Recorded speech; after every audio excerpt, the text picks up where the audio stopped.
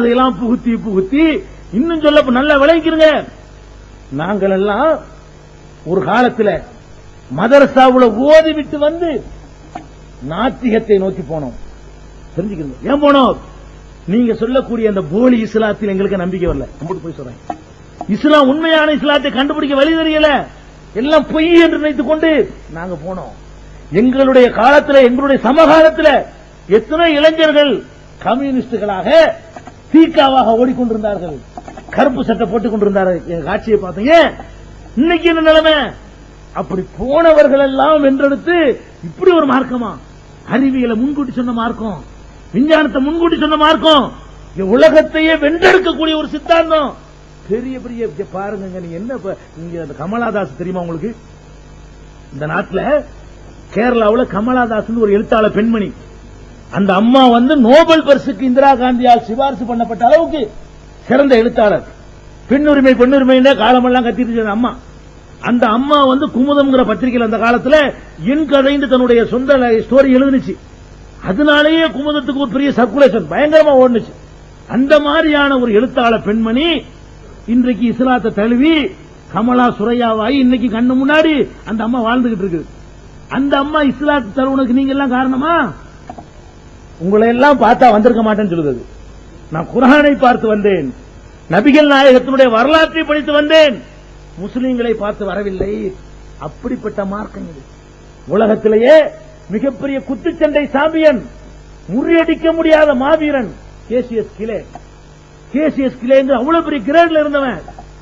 அவ்வளவு பெரிய கிரேட்ல வந்தாலும் கருப்பு இனத்தை சேர்ந்தவன் என்பதால் வெள்ளையர்கள் அவன் அங்கீகரிக்கல. அவன் தேடுறான், ஆன்மீகத்தை தேடி அலைகிறான். கடைசியில் இஸ்லாம் தான் வழி. இன்னைக்கு முகமது அலி கிலேயாக வளம் வந்து கொண்டிருக்கிறானே, அவனை ஈர்த்த மார்க்கம் எது? இந்த கத்தத்தையும் பாத்தியாவையும் பார்த்தா வந்திருப்பானா? அவன் குர்ஆனை படித்து வந்தான். ஜான் ஸ்டீவன்சன் பாப்பிசை பாடகன். பாப்பிசை பாடகன் யாரு? இப்ப மைக்கேல் ஜாக்சன் இருக்கான, இவனை தூக்கி சாப்பிடுற அளவுக்கு சாப்பிட இருந்தவன், தனி விமானம் வைத்திருந்தவன், கோடி கோடியாக சொத்துக்களை குவித்தவன். அவனுடைய கண்ணசைவுக்கு கன்னியர்கள் காத்துக் கொண்டிருந்தாங்க. பெண்கள் முன்னாடி போய் மார்பகத்தில் அவ ஆட்டோகிராஃப் வாங்குவான், மார்பகத்தில் கையெழுத்து வாங்குவான். அவங்க கையெழுத்து போட்டு அப்படி ஒரு உலக மக்களை எல்லாம் தன்னுடைய இன்னைக்கு உள்ள ஆட்களுக்கு மைக்கேல் ஜாக்சன், எங்களுடைய இளமை பருவத்திலே எல்லாம் அந்த ஸ்டீவன்சன். அப்படி உலகத்தை கட்டி ஆண்டவனுக்கு காசு இருக்குது, பணம் இருக்குது, பொம்பளை சுகம் இருக்குது, வசதி இருக்குது, வாய்ப்பு இருக்குது, மனநிறைவு இல்ல, அமைதியை தேடி அலைகிறான். இஸ்லாம் தான் ஒரே வழின்னு சொல்லி குர்ஆனை வாசித்து விட்டு இஸ்லாத்திற்கு இன்னைக்கு யூசுப் இஸ்லாம் என்ற பெயர்ல உலகம் பூரா போயிட்டு இருக்கான். பெங்களூர் கூட வந்தான், பெங்களூரு கூட சமீபத்தில் வந்துவிட்டு சென்றான். உலகம் முழுவதும் இஸ்லாமிய மார்க்கத்தை மேலோங்க செய்ய வந்து கொண்டிருக்கிறான. அதுக்கு காரணம் என்ன? நீங்கள் இந்த மார்க்கமா? நாங்கள் சொல்லக்கூடிய இந்த குர்ஆன் சுன்னாவை சொல்லி பாருங்கள். இங்கேயும் ஜான் ஸ்டீவன்சன்கள் வருவார்கள். ஏன் பிலால் பிலிப்ஸ் வந்தார? மிகப்பெரிய கனடா நாட்டின் மிகப்பெரிய பாதிரியார். கனடாவில் அமெரிக்காவை சேர்ந்த கனடா இருக்கு பாருங்க, அமெரிக்கா கண்டத்தை சேர்ந்தது. அந்த நாட்டில் மிகப்பெரிய பாதிரியார் பிலால் பிலிப்ஸ். அவர் இன்றைக்கு இஸ்லாத்தை தழுவி அபு ஆமினாவாக சென்னைக்கு கூட போன மாசம் வந்தார். கனடாவில் இருந்து பிலால் பிலிப்ஸாக பாதராக இருந்து அவர் குர்ஆனை ஆய்வு பண்ணி இன்னைக்கு சென்னை வரைக்கும் நாம கூட நிகழ்ச்சி நடத்திருக்கிறோம். அவரை வைத்து அபு ஆமினாவாக இன்னைக்கு உலகம் முழுவதும் பிரச்சாரம் பண்றாரு. அவர் வந்ததுக்கு காரணம் என்ன? இதா கத்தமா, பாத்தியாவா, மௌலுதா, மீலாது விழாவா? இதெல்லாம் கவர இதோட ஜாஸ்தி அங்க இருக்குது. உங்களெல்லாம் தூக்கி சாப்பிடுற அளவுக்கு சடங்குகள் வேற இடங்கள்ல இருக்குது. அது கவரவில்லை. அவரை ஈர்த்தது குர்ஆன். ஏன் அவ்வளவு வேணாம்? இங்க நம்ம இதே சென்னையில மிகப்பெரிய புத்த மதத்தினுடைய பாதிரிகள்ல, புத்த துறவிகள்ல ஒரு ஆள் ஆனந்தா சுவாமிகள், உங்களுக்கு தெரியும், மிகப்பெரிய அந்தஸ்துல உள்ளவர். இந்தியாவில் ஒரு தலை சிறந்த ஒரு முக்கியமான புத்த தலைவர். இங்க வந்தார், புத்த மதத்தை பிரச்சாரம் செய்வதற்காக இங்க வந்தார், சென்னை வந்தார் ஆனந்தா சுவாமிகள். அவரோட எங்களுக்கு தொடர்பு ஏற்பட்டது. அவருக்கு இஸ்லாத்தை எடுத்து சொன்னோம். இன்னைக்கு முஹிபுல்லாவாக இஸ்லாத்தை சொல்லிக் கொண்டு திரிகிறார். இன்னைக்கு இதே சென்னையில் இருக்கிறார், இப்ப வாழ்ந்து கொண்டிருக்கிறார் ஆனந்தா சுவாமிகள். இன்னைக்கு முஹிபுல்லாவா இருக்கிறாரு. எப்படிப்பட்ட மார்க்கத்தை உலகத்தில் யார் யாரையெல்லாம் ஈர்த்து வென்றெடுத்துக் கொண்டிருக்கிறது.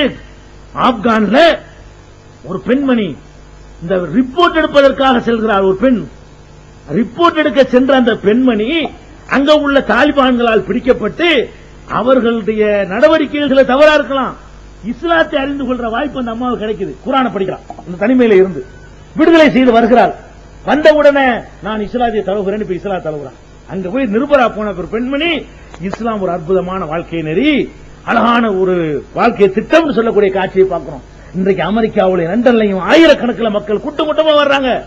அந்த மாதிரி வர வேண்டும் என்று சொன்னால் நீங்கள் தூய்மையான நபிகள் நாயகம் கடைபிடித்த இஸ்லாத்தை நீங்கள் கடைபிடிக்க வேண்டும், நேர்மையை கடைபிடிக்க வேண்டும், ஒழுக்கத்தை கடைபிடிக்க வேண்டும், பிறரை ஏமாற்றக்கூடாது, மோசடி செய்யக்கூடாது. இந்த மாதிரி சொல்லக்கூடிய நாங்கள் குழப்பவாதிகளா? யார குழப்பவாதிங்கிறீங்க? குழப்பவாதிகள் சொல்றதுக்கு ஒரு அளவுகள் வேணாமா? இதுதான் குழப்பம் நாங்க சொன்ன. என்ன குழப்பம் நாங்க சொன்னதுல? மார்க்கத்தில் இல்லாத ஒண்ணு திணிச்சு நீங்கள் குழப்பிட்டீங்களா? நாங்க குழப்பிட்டோமா? அப்ப இந்த மாதிரியான ஒரு அடிப்படையான விஷயங்களுக்காக நாங்கள் போராடி கொண்டிருக்கிறோம். இன்ஷா அல்லாஹ் என்ன விஷயங்கள் தலைப்பில் இருந்தாலும் உங்களுக்கு இந்த மாதிரி கூட்டங்களை தடுக்கிறனால அவர்களா தடுத்துட முடியாது.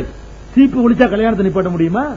நாங்க செங்கல்பட்டுல கூட்டமே நடத்தவே முடியல என்றாலும் நாங்க டிஷ் வழியா வீட்டுக்குள்ள வருவோமே. என்ன செய்வீங்க? வந்துகிட்டு இருக்கிறோமே நாங்க டிஷ் ஆண்டனா வழியா டெய்லி 1 மணி நேரம் டிவி வழியா வீட்டுக்குள்ள வர்றோமே. தடுப்பீங்களா நீங்க? எத்தனை ஊர்களுக்கு தமிழகம் முழுவதும் போய் கொண்டிருக்கிற மெசேஜ் ஒண்ணும் முடியாது. யுரீதுன லியுத்ஃபிஉ நூரல்லாஹி பிஅஃவாஹிஹிம் வல்லாஹு முத்திம்மு நூரிஹி வலவ் கரிஹல் காஃபிரூன். அல்லாஹ்வுடைய ஜோதியை ஒளியை தங்கள் வாய்களால் ஊதி அணைக்க நினைக்கிறார்கள். அல்லாஹ் தன்னுடைய ஒளியை முழுமையாக்கியே தீர்வான். நபிகள் நாயகம் ஸல்லல்லாஹு அலைஹி வஸல்லம் காலத்தில் வாழ்ந்த முஸ்லிம்களை போன்ற முஸ்லிம்களாக தமிழக முஸ்லிம்களை மாற்றுகின்ற வரை எங்களுடைய பிரச்சாரம் ஓயாது. எந்த அடக்குமுறை மிரட்டலுக்கு நாங்கள் பயப்பட மாட்டோம்.